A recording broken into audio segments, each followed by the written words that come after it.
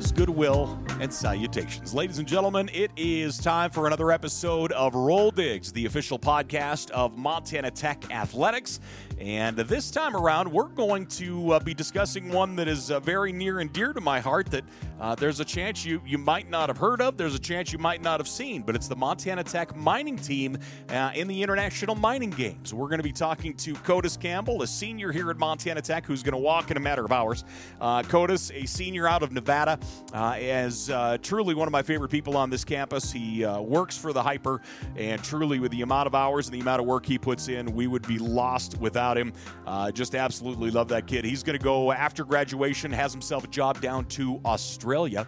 And the other person that is joining me for this chat is Scott Rosenthal, professor here at Montana Tech. Just an incredible guy. You know, you find those teachers, you find those people that are doing exactly what they should be doing, and Scott Rosenthal is one of those. Just an absolute, just a gem of a guy. You know, I absolutely love him. Love for what he stands for. I love the care he puts into his programs here with the Montana Tech mining program. You're just not going to find a better person. So I look forward to this one. Kodis Campbell, Scott Rosenthal, going to talk about mining team.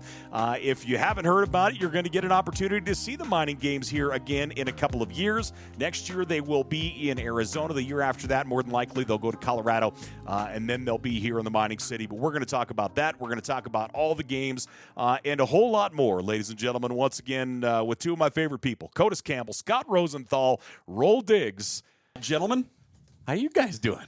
Good for Thursday. Good for Thursday? Oh, yeah. Can't complain. Kodis Campbell, Paul Panisko. Scott Rosenthal here. Gentlemen, I feel like I've threatened you both an awful lot about talking all through the last couple of years. You both, I believe, did you didn't, did we put a headset on you at Mining Comp? Nope, I never got it on. Okay. Yeah. So now we're going to do it anyway. I actually got Scott on at Mining Comp a year ago. But that's kind of what I want to talk about. Let's talk Mining Comp. This is it's certainly a big thing for Montana Tech. It's a big thing for the mining department. And I want to talk kind of about the history, the schools that are involved, and you know, there's a great following for it when it's here, and people always freeze. But I feel like it's another one where the more we get a little more knowledge out, like Mining Comp is brilliant. Like I just love Mining Comp. Yeah, it's a good time. Scott Rosenthal, are you going to pry words out of him today, or are we going to do this together, or you going to be okay? It's going to be a little tag team effort here to get it to go. Yeah, we need to remind Scott that the verbiage part of it is necessary. You sound like my wife. Well, you guys are guys that I both love. Like you both mean an awful lot to me. I love what you do, not only for the campus, our communities, everything involved, and you know, they're just those people that are doing what they should be doing. You know, and I certainly, Scott, I look at you in that respect with what you do for the mining department.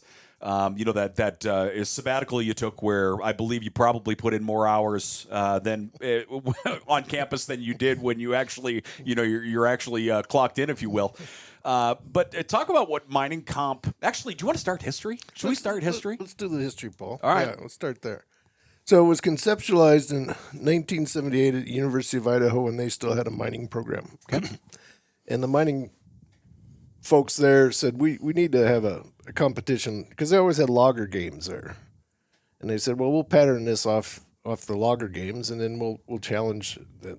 At the end, they actually had a tug of war with the loggers. So they conceptualized that, had the first competition in 1979 in Moscow. Okay. Or was it Moscow? Moscow. Let's go with Moscow. Moscow, Idaho. There was Montana Tech, Idaho, South Dakota. I think there was a fourth team that showed up. Okay. Arizona. Arizona was the other one. Arizona won. The events were a little different. They had spike driving, jackleg drilling, hand steel, and probably muck. There might have been So a shorter list than we're currently doing. shorter list. Yeah, beer chug was a highlight. Okay. Remember back in the last century, 18 was the drinking age in most states. So that was, and the beer chug was always designed for the tiebreaker. So if two teams ultimately ended at the top, the winner of the beer chug would call the event they want to challenge in. Which is the best rule in all of sports. Yeah. Truly. The beer chug being the tiebreaker is the best rule I have ever seen. Is it actually on paper? I was going to say it's the best rule I've seen on paper. Well, since the drinking age got kind of up to 21, it's been removed from the paper. Yes. So now it's boat races. Yeah, well, even then, boat races, it's not a tiebreaker anymore. Oh. So now it's if you tie an event with a team, you just have to repeat an event. So it's up to the judge's discretion at this point now. But you still get a trophy for winning it. Okay. So back to the history. Arizona won the first one, and back in those days, the winner got the host. So the second comp was in Arizona. Montana Tech went again, and we won. Okay. And so we brought it back to Butte, so that would have been 81. 81. I participated in 82. Okay. Oh, the other thing back then is each school got one team. So we had one team. 82, they added women's teams. Okay. So Tech took in 82, both the women and the men both won. And again, Tech hosted because we won. Somewhere along the line, people, I think, got tired of coming to Butte. And then I think the first rotation went to Elko for a number of years. Okay. So in the late 80s, 90s, Elko hosted it. Good mining town. Yeah. I say, then I would assume that was kind of it. Like, did one of the mining companies kind of sponsor it and hold it in a certain area and bring everybody to a spot? Or? I'm not sure. Okay. I presume. I had a job back then, so What? wasn't worried about some of those nuances. And then along the way, after that, it began a semi-formal rotation. Not sure when Australia came in to the mix or Camboard from the UK. Fast forward, when I got back to Tech, started in 13, there was kind of a set rotation that there would be one overseas, two in the U.S., and then overseas again. Okay. So it was always kind of Australia, Rolla, Butte, Cambourne, Colorado, Nevada, and then back to Australia. Okay. Yeah. Brazil has participated a few times. Right when I came back, they were participating. I know I came in 2008 to judge. It was being held at the World Museum of Mining, and it was friggin' cold. Really cold. I think I remember, so I would have been at the radio station then, and I think I remember we did like a remote or something in regards to it, and I remember them like breaking the ice off of the trough for gold panning that morning, and it wasn't just a little layer of ice, like it was ice. Like, oh, that's awful. Good and thick. Yeah. So one of the things, when we get that extra chunk of land west of campus, Chris Ross had the vision of, well, we're going to make permanent grounds for mining team because we've got some space now. So that was the first thing we kind of did, is built some grounds, and kind of crude the first time we hosted in 16, but done huge improvements to when we hosted last year. Yeah. Always getting better. But the nice part is they've got some place to practice. It's not going to go away. It's not like Tech's going to build a building there, because underneath that is the underground. Okay. So it serves a great purpose there that, you're not going to put a new multi-million-dollar building over a hole in the ground if you can avoid it. Yeah. Well, I mean, there's a few holes in the ground around this joint. Few in Butte. Few in here and there. Butte. So let's talk about the stateside schools that either have been part of or are currently part of. Who are the schools that you normally see or you're normally in discussions with when it comes to mining comp on a yearly basis? South Dakota, Reno, Colorado School of Mines, Rolla, Missouri S&T. Okay. Arizona. That's a new one. That, Coming back up, I guess. yeah, Arizona's coming back up. Utah used to participate, but they've kind of fallen off. Colorado didn't come in 2016, but they went to Australia the next year. So I guess we weren't good enough for them. But they're a little more consistent now. Kentucky hit or miss. West Virginia's hit or miss. Virginia Tech, they had a team for a while, didn't they? Yeah, Virginia Tech. And then Penn State claims they're going to come next year. So they were rebuilding last year, but couldn't make it to the UK. So hopefully we get. I mean, there's 14 mining schools. Ideally, you'd have all 14. Yeah. But haven't seen Alaska. Have they ever been? Not that I know Yeah. of. Yeah. It's a long haul to come get your ass beat, but They'd be used to the cold. But yeah, I mean, it wouldn't bother them if anybody's going to be fine with it. I'll say, but you go down to Arizona, they might melt. So you're 14 mining schools, and Montana Tech is the only school that has been present at every competition at this point. Yep. Who else would you kind of put in the running as far as has been to the greater majority? Is there anybody that's kind of been? I'd say South Dakota. South Dakota. Okay. But I know they've missed a few years. Oh, I was just say Missouri S&T. I say they've missed 3 years in total. They weren't the first 5. Oh. Though. I say then their president's got his facts wrong. Because I spent 2 hours talking to him on a bus ride. And he was upset that it was coming back to Butte instead of going to Missouri for the 50th, like the rotation called for. Okay. And we made the argument that we've been to every single, or I guess 47 of the 47 at that point. And he said that, oh, Missouri this and that, we've only missed 1. And then it turned to 2, and then 3. And I think he got up to 4 before he just stopped talking. Before he got to the end of his beverage. Yeah. Yeah. Okay. Well, you mentioned originally 4. Was there 4 events? Walk us through what the current event list is for mining comp. I'm going to let Kodis do Do that. it, Kodis. Oh, yeah. I'll say, so I'll start with my favorite, surveying. Not the glamour of, like, the events, but skill-wise, it takes the most, so that's my specialty. Jackleg drilling, kind of traditional method, still used in industry today on, I guess, niche projects. And then gold panning, hand steel, sweet saw, muck. I believe that's it. Track stand. Oh, track stand, the favorite event of everybody's. Yeah. And then what, when you were there? Well, sweet saw was introduced in 82 when I was there. We didn't do gold pan, we didn't do survey. So this came later. But we had track stand, introduced sweet saw, jackleg, hand steel, muck. Give us the highlights on each. So when you talk survey, I think people are probably pretty familiar with survey, but give us kind of a brief rundown of how it works. Yeah, so, well, with the technology that we have today, most kids don't understand the basics of survey. So you set up a electronic, like, tremble unit, and it does all the calculations for you, makes life easy. Well, when you're Scott's age, you kind of grew up on the old units, which a telescope with a compass.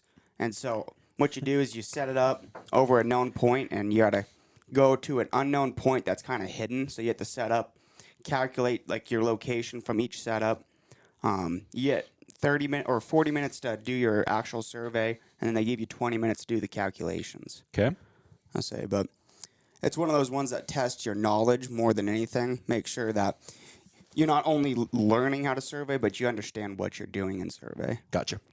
We brought Sweet Saw up. That was there. Give me the rundown on Sweet Saw. It was brought in 82. Give us how the Sweet Saw competition works. You get it's timed event, so 5 people do it. Starts when the first blade hits the wood and ends when the 5th person cuts through. And you get about an inch and a half tolerance. So you can waver in there, but can't cross the line. Okay. What's from the mining perspective, what does Sweet Saw represent? Well, historically, I guess. Especially here in Butte, when we had timber supports for the underground. You had to be able to cut your supports accurately so that you put it up and it fits and it holds the rock up. Is it? Are they 4x4s? Is that what you're? What are the timbers? 6x6. 6x6. Okay. There's a joke in there, but I'll go ahead and leave that one alone. We'll just move right on. From there, give us, how about, what do you want to talk about? Oh, a little hand steel. There you go. I think that's one of the more favorite events, spectator-wise and competitor-wise. It is one you have to keep a live microphone away from. Yes, you do. Yep. I'll say there's some colorful language coming from that. Very colorful. And you know firsthand you were there. Yes. Yeah, but so it's one of the, I guess, more traditional methods used, or traditional mining methods that we do. Back in the day, they used to, it was a two-man crew. One guy would hold a steel against the rock, and the other guy would swing a sledgehammer against the steel to drill a hole. We've simplified it a little bit for ourselves, and mainly because I don't think anybody trusts another man with a sledgehammer. But there are trust issues there, I would have to assume. A little bit. So like Swede Saw, it's a timed event. So it's a 5-man team. Each guy gets a 2-minute go at driving a steel into the concrete block. You usually start out with your starter, and in 2 minutes he tries to get a hole kind of drilled into there for the rest of the team to come in and finish it out. You start with 3 steels, a starter, an intermediate, and a speed. The speed steel's 8 inches, so the whole goal is to get through that 8 inches, start a second one within that 10-minute time frame. In the 3 years that I've been mining team, we've had no issue ever getting to that second steel. This year we did 14 inches, so we were 2 inches off completing 2 holes, which is still nowhere close to the world record held by Montana Tech. What is the world record held by Montana Tech? 25 and 5/16 or something like that inches. So almost 4 complete holes. Safe to assume that different sites, you're obviously dealing with different rock. Is that kind of taken into account? It's usually concrete. Okay. Gotcha. So it depends on how they mix how much cement they put in there to make it hard, and what sort of aggregate. Okay. So Missouri tends to have a limestone aggregate, so it's a bit softer. We tend to pour ours like in August, so that by March it's good and hard. It's nasty. The other, I think the other advantage our students have been doing is they've been practicing on granite, and granite is very unforgiving. You won't get 10 inches in 10 minutes with granite. Yeah. So if you can do well in granite, you scream in concrete. So fun fact, in England, men's, women's, co-eds all place first in hand steel. Okay. And our women's B team got third. So everybody podiumed. That's awesome. In that one. What I would assume, getting off track as I normally do, I assume that each institution has something they're known for, or something they take an awful lot of pride in. What are the events, or what is the event for Tech that you feel like is pride driven, or the one that the teams that we're known for? Well, for the longest time, it was jackleg drilling. Not a lot of practice this year, so our women, they won it. So they kept the tradition alive of bringing home a jackleg trophy. But in the last, I would say, 5-6 years, hand steel's been kind of what we've been known for. I don't think we've ever, in the last 6 years, I think we brought home the trophy every single time. Okay. So men's B got a second place in jackleg. Oh, yes, they did as well.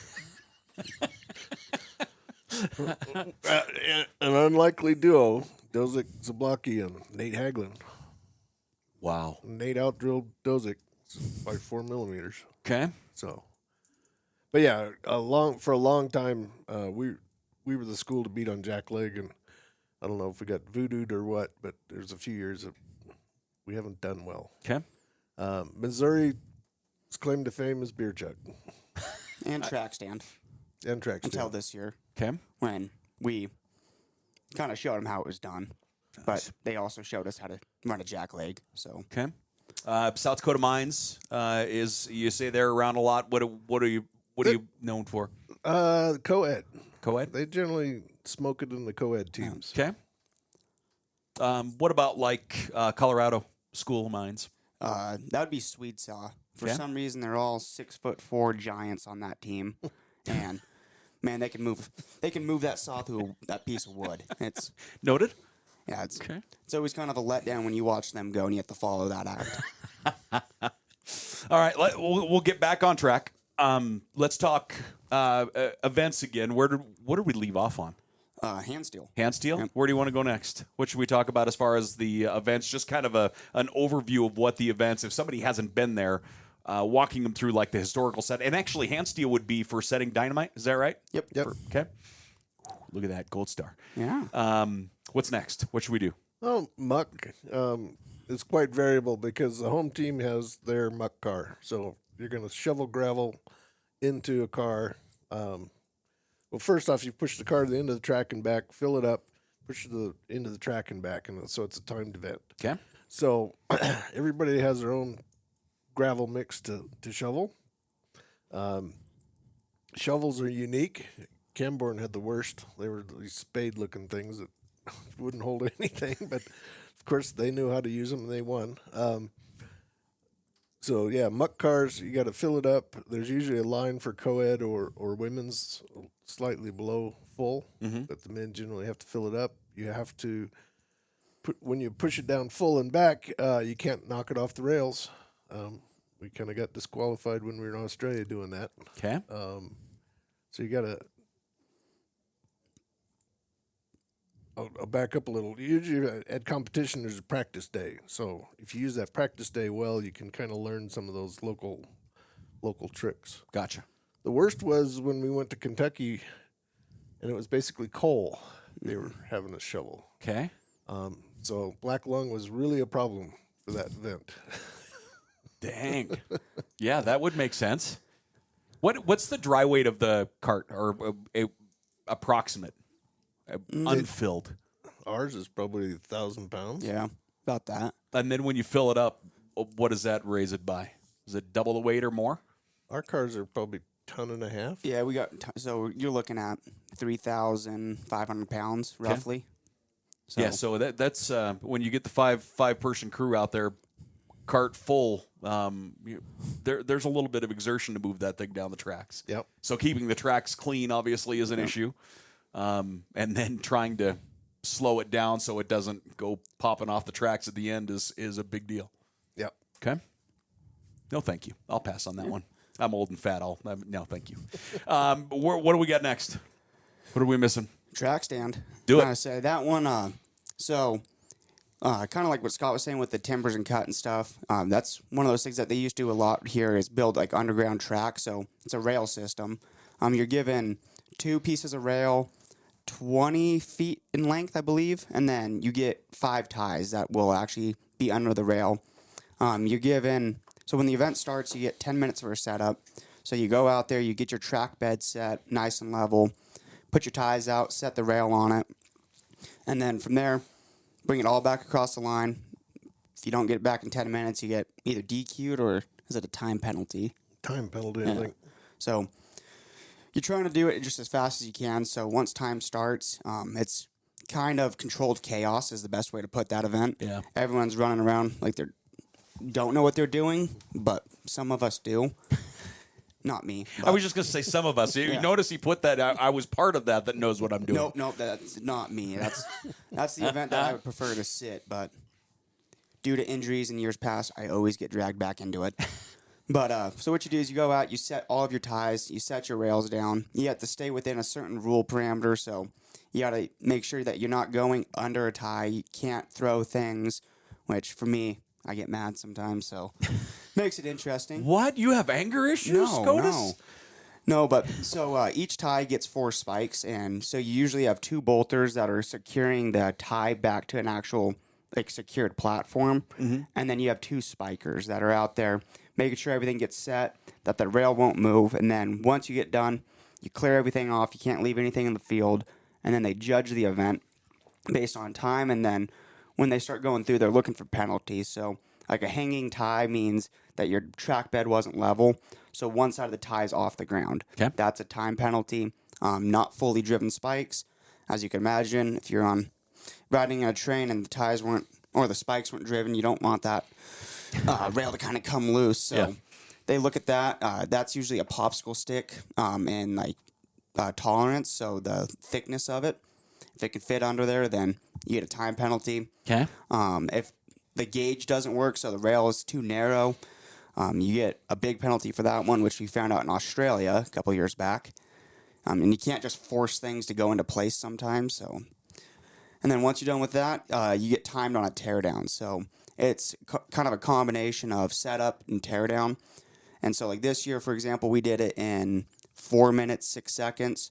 Years past, I think last year in Butte, the winning time was a 4:70 or a 4 minute 47 second. Okay. So it kind of just depends on the wood you're using. So here in Butte, I'll say we try to get our wood in the shop in August, so it's nice, gives it time to dry and cure, and then the spike. So kind of what I've noticed is every place has a different spike. Here we use thick, girthy spikes, where over there they were using framing nails, it seemed like. Okay. So it all just kind of depends on where you go. Yeah. It comes down to that home field advantage, especially in that event, because you know your wood, you know the spikes you're using, and then you know the conditions of the track bed. Well, interesting watching them in England. They were a well-oiled machine. So the first 5 guys set the track, and then they swapped a couple out to tear down. So they worked on the strengths of that, and it was great to watch in England that they worked as a team, and it used everybody's strength for either setup or tear down.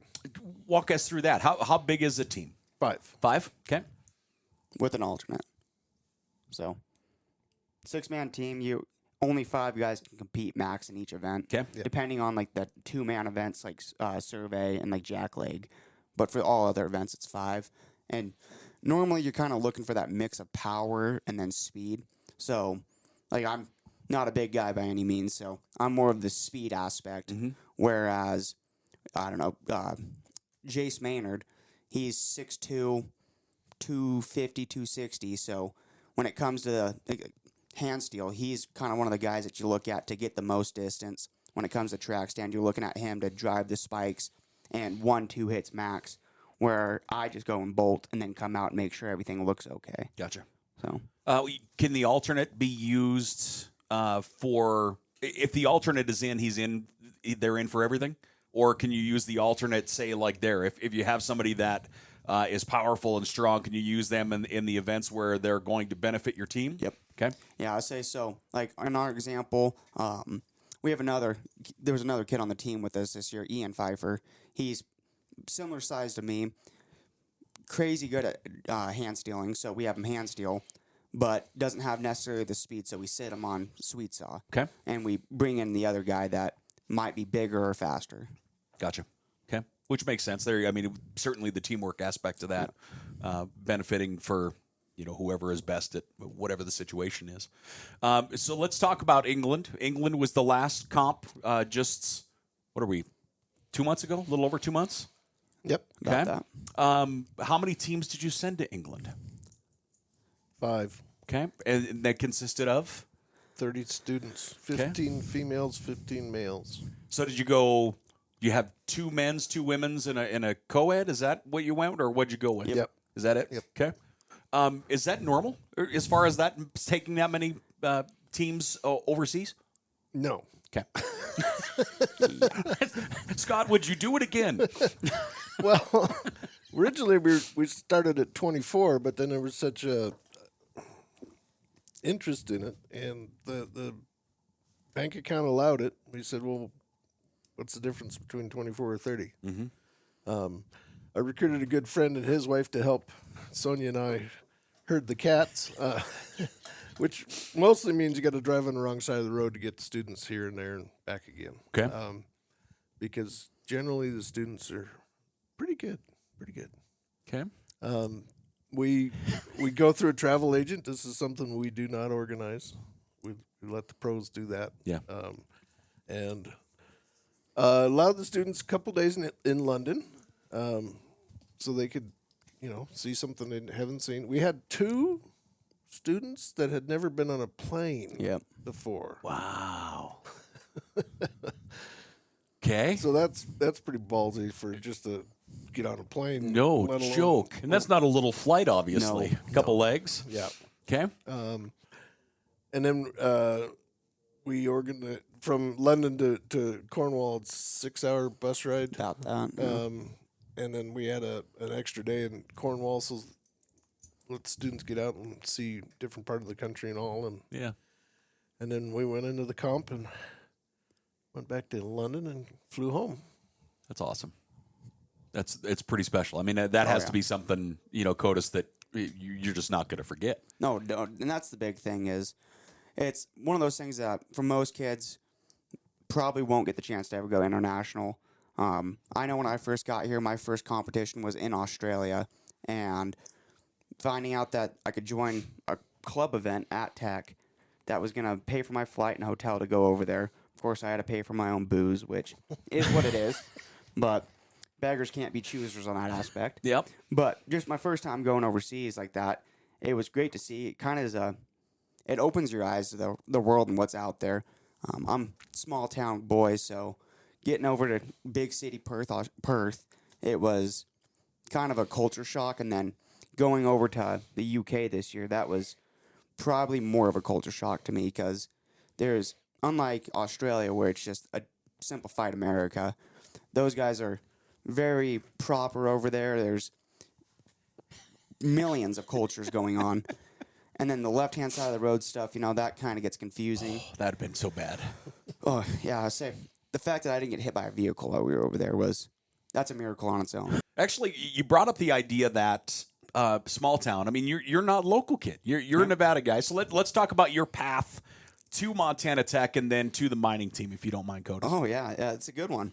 So grew up in Elko, Nevada. Okay. It's a town similar to Butte, kind of same population size, mining town. When I got out of high school, I didn't know if I wanted to do college, so I went the community college route and went and got a scholarship to wrestle over in Oregon. After my 2 years at that community college, I was kind of hunting around to see if I wanted to continue wrestling or just focus on my education. And that's when Chris Ross actually reached out to me and told me all about the mining team and how it's a hard-working group of guys, and then also the fact that Tech had a wrestling club, which turns out we don't. Found that out my first day here. We did when we recruited you. Yeah, so I found that out, but The paperwork was submitted. I mean, come on. yeah, it is what it is. But I remember my first day actually showing up to mining team practice. I was coming from this college wrestling background of you're training hard twice a day. So my very first practice, I packed a bag full of like actual work clothes, put my workout clothes on, and I ran from my house to the practice grounds. Okay. And I showed up, and the looks I was getting from the people was like, who in the hell is this kid? And I'm ready to like do wind sprints till I throw up that day. Yeah. Now, I don't know what I'm getting myself into, and I'm like, all right, what are we doing? They're like, oh, we just wanted to say hi. We're actually going to go to the Voo Villa and go have some drinks. You're more than welcome to come. And I was like, okay, I see what you guys. You're going to get me drunk and then make me do wind sprints. I like this. Nope, turns out we just went to the Voo Villa, and I don't know, that's probably the nicest thing about the mining team is the camaraderie that you build. First time meeting these guys, they treated me like they've known me my whole life out there. And I think that's the biggest thing that we try to keep pushing with it is it doesn't matter kind of what background you're from. If you're interested in it and you're hardworking, we're going to accept you for who you are. And the if you're interested in it part is the part that can be worked on. You don't even have to be really interested in it initially. We just warm bodies are good. Yep. What's Scott? Give us yours. What's your path to Montana Tech? First, with your name on the Sunshine Trophy, but then obviously sticking around. Give us your path here. I actually grew up in New Mexico. Okay. Northern New Mexico. Little place called Los Alamos, which is famous or infamous, depending how you look at it. Yeah. And back then, you sent in a check and a paper application, and I remember getting accepted in New Mexico Tech. Colorado School of Mines said I needed to go to prep school to get my grades up. We came up to Montana. A friend of mine and I came up to Montana Tech and looked around, and I guess my grades were good enough because I got an out-of-state fee waiver. And then it turns out my friend and I taped ankles in high school. So we got hired on, back then it was Moose Patrice. Yep. Donnie Patrice was the trainer, so he put us on taping ankles. Okay. And so we got a football scholarship. So it's like, oh, cool. Plus then there's fishing, skiing, all that outdoor stuff like we grew up in northern New Mexico. So it was like, we're going to Tech. So came up here, did my bachelor's, and then said enough of school, and went to work for 30 years, and last job was in a corporate mining role in Denver. And Denver was getting old after about 11 years, and there was a job posted here, and I applied, and they were silly enough to hire me. Okay. So here, 12 years later, we're still here. So it was always mining for you, though, huh? Yep. Was it was surface mining. I worked, started in New Mexico, went to Nevada, Australia for 6 years, Indonesia for 3 years, Argentina for a couple, landed in Arizona, and then Denver. So obviously, if you're looking for job postings or you're looking at job postings, was the idea? Was there a seed of coming back, going to education after you were done in the industry, in the field, if you will? Was there an interest to come back and teach? Not till when I was in Denver. It was with Newmont. They had a very strong relationship with tech at the time. Hired a lot of tech students. Yeah, and I was part of the corporate recruiting group or university relations committee or something like that they called it. So I'd end up on campus once or twice a semester. Started doing guest lectures and really enjoyed it. So once upon a time, I don't think I ever thought of it until I actually started doing a little bit of it. Yeah, and really enjoyed it. Good for you. What's so Kodis, when you look back at your time on campus in the mining departments, talk about what you've learned about yourself and the mining team. We're obviously, you guys are mining department and everything else. We're kind of focusing, I guess, a little bit on mining team, but talk about your years in mining team, what you've learned about yourself and what it's been and why it is important to you. Yeah, I'll say coming in, didn't really know anybody at Tech, so had to kind of make those connections. Mining team helped me out with that a lot. But a lot of the leadership side of things. So coming in, started out kind of as a nobody with the team, just someone that was going to work hard, try my best. And after 1 year of it, I don't know if you'd say even a year, it was 4 or 5 months in, started kind of getting different responsibilities to help us out with travel, figuring out some plans, which then turned into helping coordinate the 46th annual mining comp that we hosted last year. And so it kind of just showed me that because as a wrestler, you're an individual athlete. Of course, you have a team. Yeah. But when you're actually with a group of guys, you want to see everyone succeed, whether that's men's A, men's B, both women's teams or co-ed. So you're trying to make sure everyone has, I guess, losing the word for it, but skills? Not necessarily. Well, skills, that's a big one.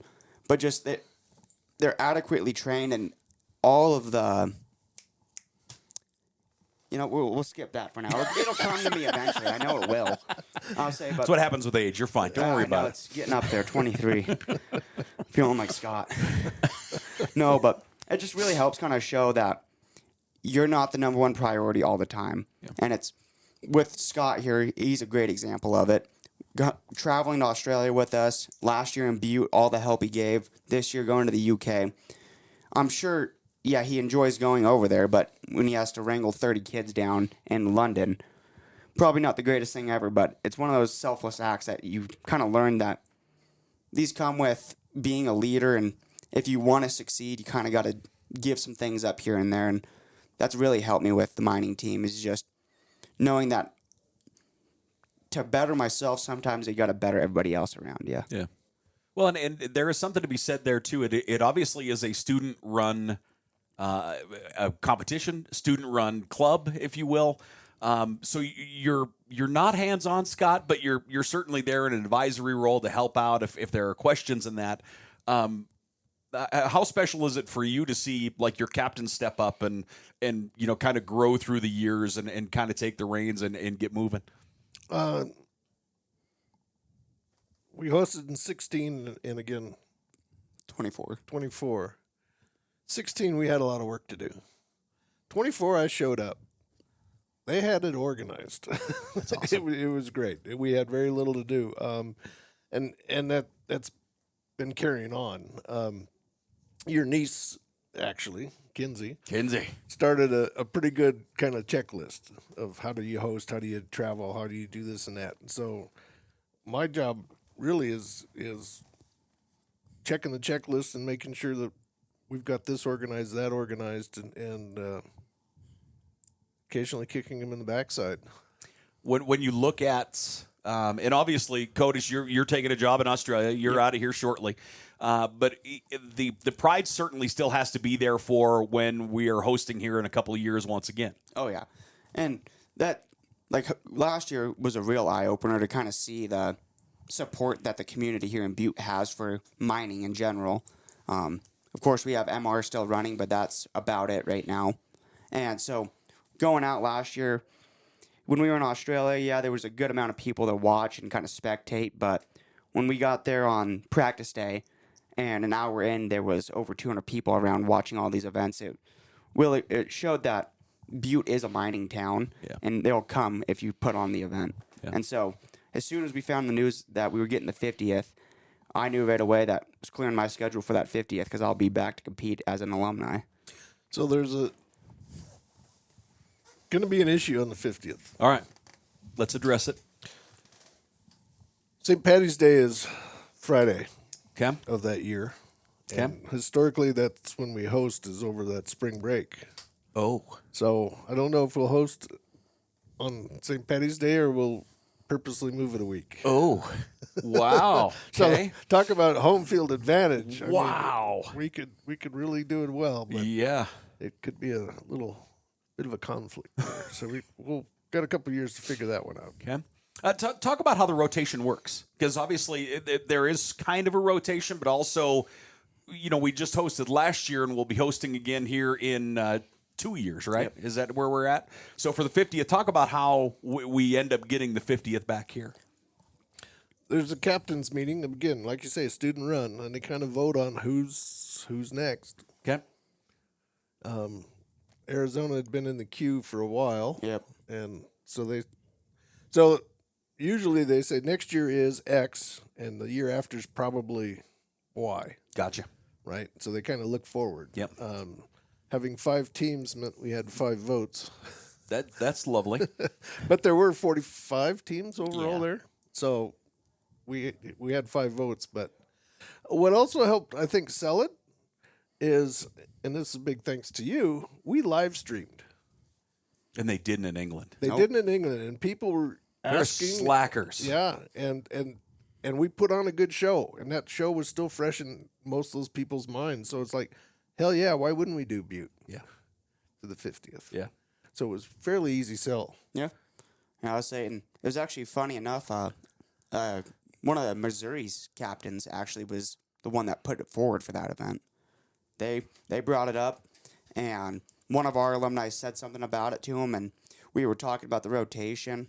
Next year, we're going down to Arizona, and that one, like Scott was saying, they've been queued up for a while. Kind of needed to make sure that they were going to take it serious. Last year in Butte, we told them, if you guys show up to the UK to compete, we're more than willing to go down there. It shows that you guys actually are dedicated and are willing to put time in. And so when we started talking about it, we wanted to get our rotation back since COVID. Usually, like Scott said, it's 1 overseas, 2 years in States, 1 overseas. But Australia was 2 years ago, and then Butte. And then we went to the UK just because their mining department was facing, would you say, getting cut? Being closed, yeah. Yep, so it was kind of a flipping the show bird. Of support. Well, flipping the bird to their university as well of, we're going to host this event. They got reinstated before our comp last year, but it was kind of on the edge. So it was like, we're going to host this event. We would love it, or if we can host this event, we would kind of love to show the university that there is support in mining, and it's not just some random degree that they hold. And so all of us, I don't think there was a single person that said no to going over to the UK. Arizona showed up, so we decided on them. After Arizona, in the Y position, I guess you would say, is Colorado. And then for the 50th, that was, I think, probably 44-1 on the votes to come back to Butte. Okay. And I think the only person that was upset about it was some random German. So. Kim? And then I assume that the St. Patrick's Day probably played a little bit of a factor in that about the idea of being in Butte for. I don't think that came out. No. Wow. It was after we looked at the calendar that we said, oh. Wait a second. Yeah. Okay. No, I Interesting. think the biggest factor, I think, was just the production that was put on last year at the 46th. Every person that I talked to, either returning members or alumni that had heard about it or watched just on YouTube, they said that they've never seen a mining event ran so smoothly. Your guys' grounds were awesome. I mean, it was set up so nice. I mean, it was in that, from a streaming perspective and from that, we were able to run cameras and just leave them alone. I mean, it wasn't like, we had things miles apart. Everything was nice and together. You could move from one event to another in a span of 12 seconds, for goodness sake. The grounds were perfect. I mean, it was done so well. From a viewing perspective with stands, and it was a great couple days for the mining city.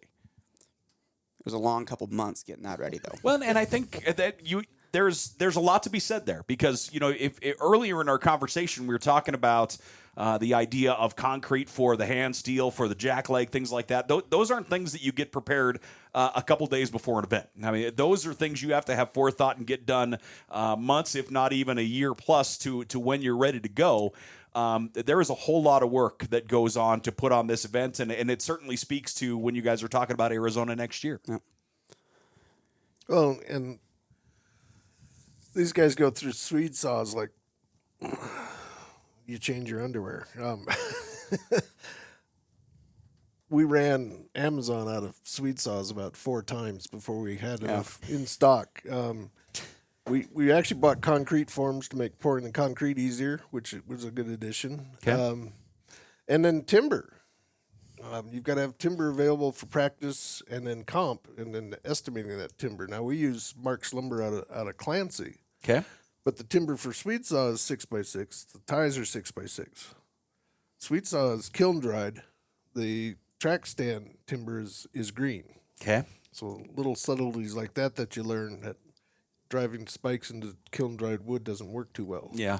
So, but organizing, making sure you've got enough supplies without running the bank dry. Yeah. So let's talk on that side. When you're hosting, what are the things? I guess even it might be easier to say when you go to England. What are the things as a team that you're responsible to show up with? Well, technically, you just need your PPE and yourself. Okay. I'll say, but like hand steel for us, we do things a little different. We wrap the hammer onto our hand, and so we always travel with our own hammers for that event. Okay. I know, like Missouri, in Australia, they flew over their.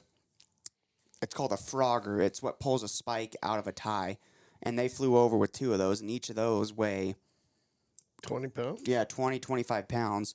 So every team's a little different. We have our own gold pans that we prefer over others. Yep. So we flew over with those. Our own set of steels because the people that provide ours, we've been using them for a better part of 10 years now. At least. I'll say so. We know those steels inside and out. We know what they're capable of. We sharpen them ourselves. So just getting it's a lot of smaller items. Yeah. If you could, probably would want to take your own jackleg, but that's a little unfeasible. Just a little, baby. Yeah. And just to note that if a team brings their own hammer or own gold pans, they're available for everybody to use. Okay. So they're checked in to make sure they're safe, and then anybody can use them. So there must have been 25, 30 hammers that were available for use on the hand steel in England. Gotcha. Because everybody brought their favorite hammer. Which, I mean, makes sense. I mean, a lot of that stuff certainly makes sense. If that's what you're using on a day-in, day-out basis for any of it, whether it's, like I say, a gold pan, you go to grab a different pan, there's going to be a different feel, a different depth or weight, and it's going to cause issues. Yeah. And that said, I remember talking about it last year. Gold panning is one that really seems to be affected by wherever you're at, wherever it's being hosted. Yep. Because the clay content of some earth as opposed to the granular side for us. Talk about that a little bit if you don't mind. Yeah, that really comes down to that home field advantage. So usually you're using the same material as you muck with. So those 2 events are usually home field dominated. So here in Butte, we got kind of coarser, sandier material, whereas when we went to Australia, it was pretty much red dirt that as soon as it touched water, turned into clay. And over there, they knew exactly how to handle it, where on practice day for us, we probably spent the better part of 2 hours trying to figure out how to gold pan that. And then going to the UK, it was quarter-inch material. It was gravel. So it was seeing these different things. It's makes you kind of have to adjust on the fly. And then, of course, you sit back and you watch the home team do a lot of the events to kind of see what their method is for it. Okay. And most of the time it turns out that the equipment that they use on muck and then on gold pan is probably going to be the one you want to use just because it's more suited to theirs. Our gold pans here, they got medium depth ribs on them. So when you swirling and dipping the material out, it kind of collects the smaller items, which would be like your BBs, where over there they had very like shallow ribbed on theirs. So all the big stuff flew right off because the only little thing in the pan was the BBs. Okay. So And BBs vary between yes. Okay. comps. Gotcha. That's another, yeah. Like last year, last year we used crushed up BB guns. So we just smashed like BBs from a BB gun. Those were ours. This year they were using, looked like lead sinkers for fishing. Okay. They were massive. Probably could have got all the material out of there in 5 seconds and they still be at the bottom. Okay. So it all kind of just depends. And then Yeah. like muck, I know Scott brought it up. They were using weird kind of spade shovels, but turned out that those spade shovels were actually ideal because wet material actually wasn't like getting a suction factor onto it. So it just kind of glided through. You couldn't pick up as much, but kind of saved you in the end because once it gets wet, I'll say that's when muck becomes the worst event on earth. I say because it goes from moving 4 pounds of material per shovel to feels like 14. Yeah. And as a short guy trying to get that above my head, you can imagine I get gassed pretty quick. But it's a great show for the rest of us. I'm not going to Yes. lie, especially when the obscenities start flying, and then that just from a streaming perspective, I learned a lot of new words, and I felt like I was pretty worldly, and you learned some great words when it comes to mining comp. It's something I enjoy greatly, very much so. Yeah, there's some colorful language out there, and some of the sayings that they have too they're top tier. Well, give us sayings. Come on. I don't think those are suitable All right. for podcast. All right. Well, Yeah, there's some, like I said, colorful. So you talked about hand steel earlier being one that we have a lot of pride in now, and we've done awful well in. When it comes to, let's talk about the award process, because each event obviously has their winners. And we mentioned the Sunshine Trophy a little bit, but we really haven't gotten into the idea of the Sunshine Trophy a whole lot. Let's talk about the award process and what the Sunshine Trophy means. Go ahead. Scott. We'll start with Sunshine. Okay. Let's do it. Back in the 70s, 80s, Sunshine Mining Company was a going concern. They're mining in the Silver Valley. And the Sunshine Mining Company provided the Sunshine Trophy as a traveling trophy for first place men's competition. Okay. The original letter of transmittal is they could ask for it back at any time. Now Sunshine went out of business. They're coming back. So who knows? But it was a trophy provided by the Sunshine Mining Company. Gotcha.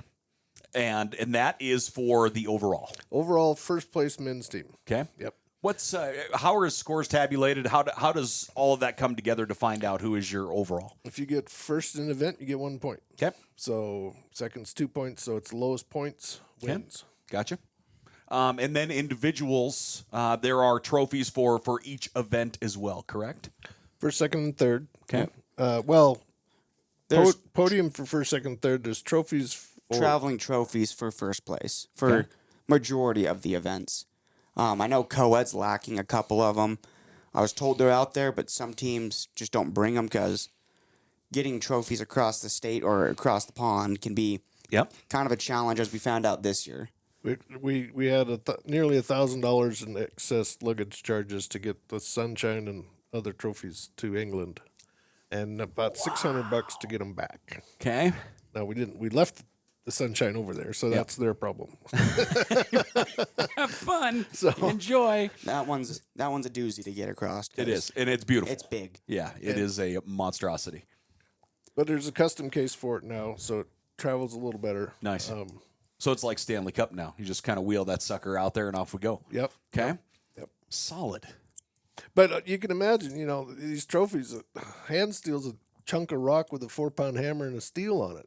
So there's Yeah. a 10-pound weight that you got to put in your luggage. And honestly, remembering from when the event was here and we were, in the hyper itself for the ceremony, none of them are small. No. I mean, none of them are a wee little thing that you put on the shelf and gets lost.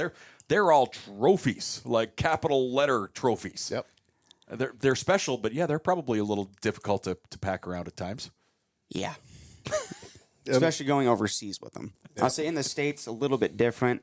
They're kind of just an awkward item that's in the vehicle with you. Yeah. I'll say, but I always feel bad for the freshmen that it's like, oh, by the way, you have this trophy to travel with. And it's, oh, that takes 15 pounds out of my bag that I can't bring anymore, which I found out going to Australia. Yeah.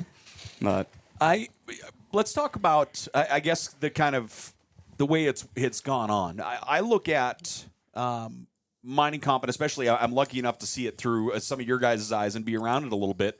On our campus, mining team is real strong. The work that is put into the mining department, engineering, the change that you guys have had on our campus has been incredible. I mean, you've gone to that recruiting mold of getting people here. Are we?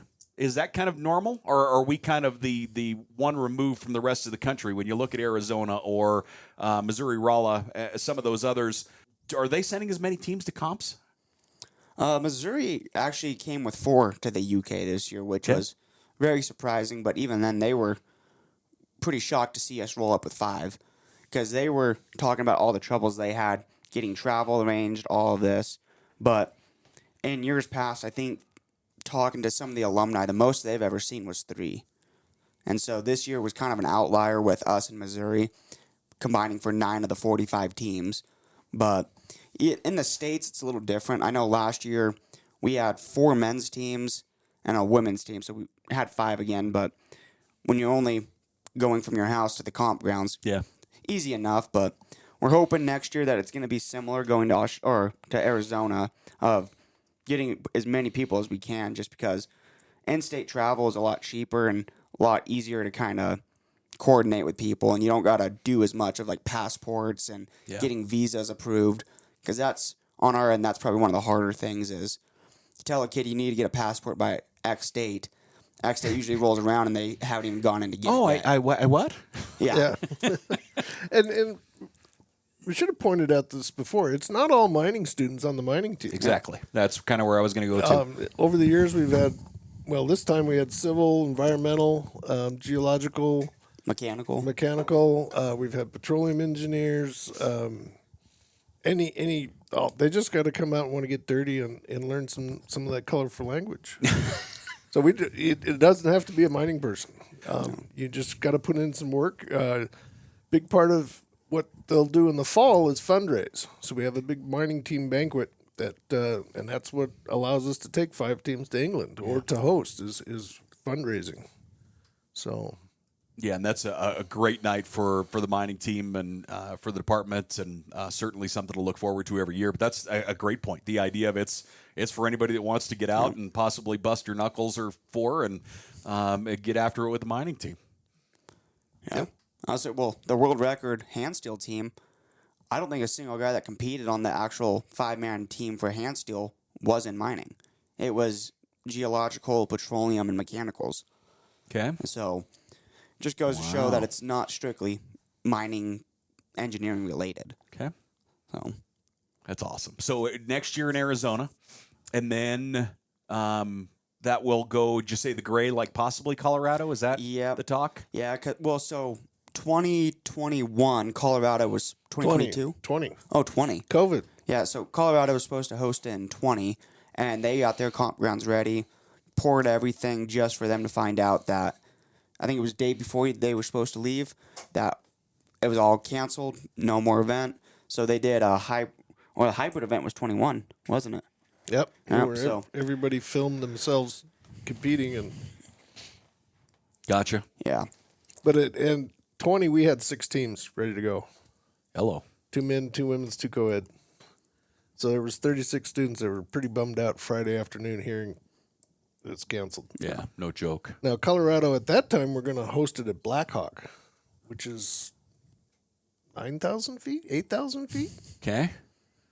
Even for us, it would be a little struggle for the oxygen. I couldn't imagine what the Brits and the Aussies would Missouris feel. and the Australians would feel at that. So I don't would be know where bonkers. they're going to have their comp. Yeah, I know they're moving the location, and currently they're in the process of figuring out how to move all the concrete blocks that they've poured. Because they want to use those because, what's that, 5 years hardened now? They're really cured. we still got 2 more years until they get there, so 7-year-old concrete, that's going to be like hitting granite. Are we the only ones that are anywhere close? Obviously, our grounds are on campus, basically. Is anybody else even remotely close to that? Or is everybody's games usually quite a ways off campus? Missouri hosts theirs on their mine grounds, Okay. which is 1.5 miles or 2 miles from campus, a little bit out of Rolla itself. Camborne was nowhere near the school. It was hosted at the King Edward mining museum, which is pretty cool. Arizona or Australia was Also at like a World Museum of Mining. equivalent, but across town, so a couple miles. Gotcha. No clue about Arizona. I've heard they might do it at their test mine, which is a few miles from Tucson. So, Okay. Yeah, we're definitely lucky with the UMEC grounds over there being as close it is Yeah. to campus. Just makes it nice for all of us, especially when you tell kids you got to be at practice at 5 o'clock. And I got class till 5. Well, good thing it's a 5-minute walk. You can walk over the hill. Yeah. You'll be fine. and they are a bit spoiled because we've got the 50 by 120 shed over there that during the winter they're still practicing. Yeah. But at least they're out of the snow, maybe Yeah. not out of the cold. But What does a practice schedule look like? Well, that kind of varies some days. Depending on how everyone's feeling, normally you hand steel every single day. Okay. And found out really quick with 30 kids hand steeling every day. We burned through a lot of concrete this year. Okay. And then the focus got changed over to sweet saw and kind of burned through all of our sweet saw wood in about 2 weeks.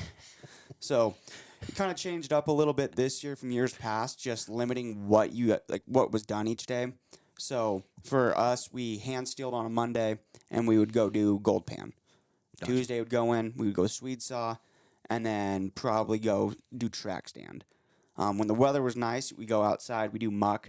It's one of those events that you're not going to run out of dirt, so you can do that every single day, even though kids hate that event. Yep. But it's like, oh, you're not sorry, like concrete's getting a little low, go muck. But once the weather hits and you got to move inside, that turns into mainly 4 events, just sweet saw, hand steel, gold pan, and track stand, because you can't really survey in the shop. Jack leg, we do that every Wednesday for a class, so if you want to do the event, we kind of go underground, we'll teach you the basics, but learning in the dark's kind of a pain in the ass, and I feel bad for the kids doing it to them, but do that every now and then inside mucking, if you want to talk about silicosis, that's what you'll get. No airflow because you don't want to open the doors because it's negative 20 outside. So that one you try to do as minimal as possible because you don't want to screw everybody else over for the remainder of practice and kind of dust them out. But Gotcha. Well, guys, I appreciate your time as always. I look forward to chatting about it and always look forward to the games. As the 50th will be back in the mining city. We'll be looking at March, maybe St. Patrick's Day, but maybe the week after. Is that kind of the thought? or maybe We'll see. running on St. change it Patty's up Day. and start the comp on the Saturday, and everybody has a good time on St. Patty's Day. Oh, that's, a you little even- home, that's some home field Imagine, advantage. I was going to say, can you even imagine how loud that jackleg would be the day after St. Patrick's Day? The entire valley of Butte would be like, turn it down. Yeah. But yeah, I love you both, and Kodis, I appreciate everything you've done for us and done for the mining team, and certainly with the hyper. You're off to Australia, correct? That is correct. Give us your time frame. I'll be heading out early August and then probably come back for a couple of holidays, but signed a 2-year contract with the company. Okay. And after that, I kind of have the choice to continue with them, or if if I want to, probably come back to the States. So. And that was the dream job out of the gate, correct? Yeah. You landed where you wanted to be? Yeah, I'll say as soon as growing up in Elko, Nevada, you don't hear about many other mines in the world. So I thought we had the only mines ever.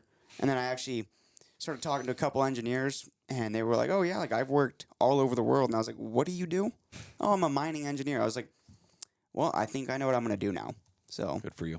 And then hearing Scott's amazing story, traveling the world for work, is always something I've dreamed of. So stuck with it. Now we're getting out of here. I mean, I've been to Anaconda once, I think. Hey, there you go. Yeah, I think that's a third world country almost. I mean, it really is. I mean, we don't want to get into that, but No. That's pretty much the case. And Scott, thanks for everything you do, man. It's great to see, like I say, 5 teams this year. I'll be interested to see what comes together for next year. But you look at even just all the it feels like just a huge class in mind, because wasn't this freshman class that is basically done today? Wasn't it one of the larger classes in quite a while in mining? Yep. Chris Ross has been doing double time in our recruiters on campus. It's awesome. It's just helped tech out. Our enrollment for the campus is up 3%. Exactly. Some other schools in this state can't say that. There aren't many schools in the country that can say their enrollment is up. But yeah, we had 22 or 25 first-year students in mining this year. So. Awesome. Well, and I'll keep working on that Met student I know to get her on the mining team. But, I can do what I can do. Yep. Okay. Gentlemen, thank you for your time as always. And RollDiggs. Yeah. RollDiggs. Thanks, RollDiggs. Paul. Thanks for having us, Paul.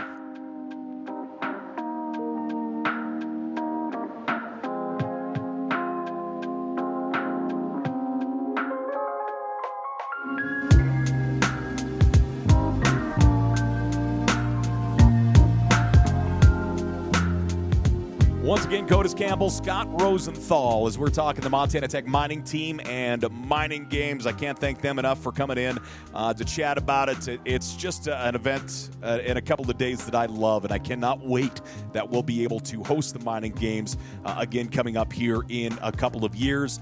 If you are unfamiliar with the games, if you didn't get a chance to watch the stream last year, we talked about it a little bit during the broadcast. You can go to the Montana Tech YouTube channel, not our athletics channel, but the Straight Montana Tech YouTube channel, and you can watch the games from a year ago that were held here in the mining city. So, again, my thanks to Kodis Campbell and Scott Rosenthal for coming in. Coming down the line here, we have a couple of good ones as our athletic director, Matt Steppen, will join us. I feel like that's our Jimmy Kimmel joke of the, he'll be here sooner or later. And I kid you not. So Steppen and I sat down. We recorded it was 70, 80 minutes of a conversation. And we're like, let's pause it there and we'll come back and we'll finish it. Well, we never did finish it, so we're going to try it again. So athletic director Matt Steppen will come in and join us shortly. And also next up is actually Abby Clark. When you think about student-athlete, Abby Clark has to be the hood ornament of that ride. Abby, just a phenomenal athlete, to say the least. 4-time heptathlon champion, Frontier Conference heptathlon champion. And then from there, that's just the tip of the iceberg. Decided, you know what, I'm going to play volleyball. This last year, she was on the volleyball roster. She'll be there again next year. She'll be taken after the indoor track meet next year. I look forward to talking to Abby. That is coming up next here on RollDiggs.